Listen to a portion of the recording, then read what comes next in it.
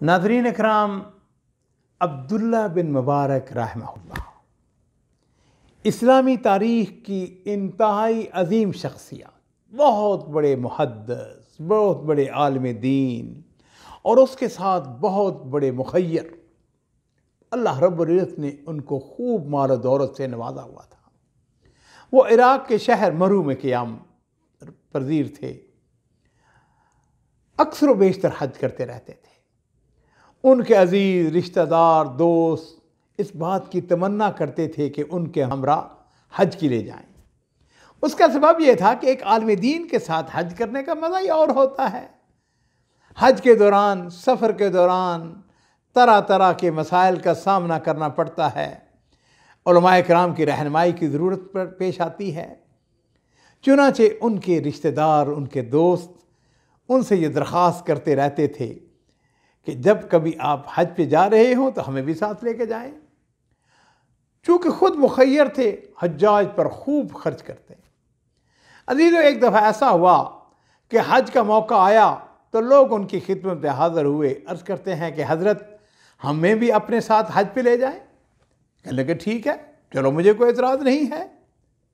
پھر ایسا کرو کہ بھی اپنا زاد راہ مجھے جمع کروا دو۔ ہر آدمی اپنا زاد راہ لے کے آ گیا۔ تو اس زمانے میں پوٹلیاں ہوتی تھی، تھیلیاں ہوتی تھی، ہر تھیلی کے اوپر جتنا اس کا زاد راہ تھا اس کا نام لکھا اور اس کو ایک بڑے صندوق میں ڈال کر اس کے اوپر تالا لگا دے۔ بڑا قافلہ تھا، اب کہہ لیجئے کہ 100 آدمی ہوگا، 100 سے بھی زیادہ ہو سکتا ہے۔ اب ان کا جتنا زاد راہ ہے وہ سب کے سب ایک صندوق کے اندر اس کو محفوظ کر لیا گیا۔ کرایہ پر سواریاں لے کر مرو سے بغداد تک گئے اور پھر اس دوران میں سارے قافلہ کو عمدہ کھانا پینا مہیا کرتے رہے۔ اعلیٰ سے اعلیٰ قسم کے پھل، حلوہ جات مہیا کیے، یہاں تک کہ بغداد پہنچ گئے۔ بغداد میں کچھ عرصہ، کچھ دن قیام کیا، پھر قافلے کو لے کر پورے شان و شوکت کے ساتھ بغداد سے نکلے اور مدینہ طیبہ پہنچ جاتے ہیں۔ مدینہ طیبہ میں قیام کے دوران ایک ایک فرد کو بلوا کر پوچھا، ہاں بھئی، یہ بتاؤ کہ تمہارے گھر والوں نے مدینہ الرسول سے تمہیں کیا تحفے لانے کے لیے کہا تھا؟ لوگ بتانے لگے کہ فلاں فلاں چیز لانے کے لیے کہا تھا، میری بیوی نے فلاں فرمائش کی تھی، میرے بھائی نے، میری بہن نے فلاں چیز مجھ کو لانے کے لیے کہا تھا۔ ان کو وہ چیزیں خرید کر دیتے رہے۔ اس طرح کرتے کرتے مکہ مکرمہ میں پہنچ گئے، حج ادا کیا۔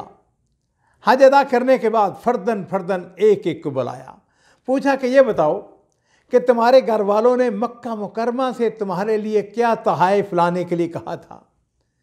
لوگوں نے ان کو بتایا کہ میرے گھر والوں نے مکہ مکرمہ سے یہ اور یہ تحفہ لانے کے لیے کہا تھا۔ تو انہوں نے ہر ایک کو اس کی پسند کی چیزیں خرید کر دے دیں۔ جب واپسی کا ارادہ کیا تو مکہ مکرمہ سے لے کر عراق تک، مرو تک مسلسل اخراجات کرتے رہے۔ اور عزیزو، ایک دن وہ آیا کہ جس وقت وہ اپنے گھر مرو واپس پہنچ گئے، چند دن تو انہوں نے لوگوں کو موقع دیا کہ وہ سفر کی تھکاوٹ دور کریں، اور پھر جب انہوں نے دیکھا کہ ان کی تھکاوٹ دور ہو گئی ہے تو ایک بہت بڑی دعوت کی۔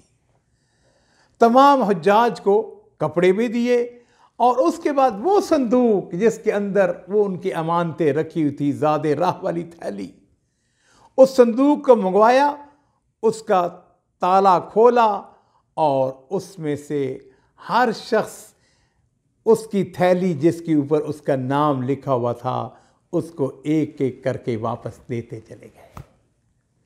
عزیزو، عبداللہ بن مبارک رحمہ اللہ بہت بڑے سخی آدمی تھے، بہت بڑے محدث تھے، اور وہ بلا شبہ اپنے ساتھیوں کے اوپر بے پناہ خرچ کرنے والے تھے۔ ہمارے بزرگوں نے، ہمارے سلف صالحین نے ہمارے لیے اعلیٰ اخلاق اور کردار کی بے شمار مثالیں چھوڑی ہیں۔ اللہ رب العزت کی ان کے اوپر بے پناہ رحمتیں ہوں۔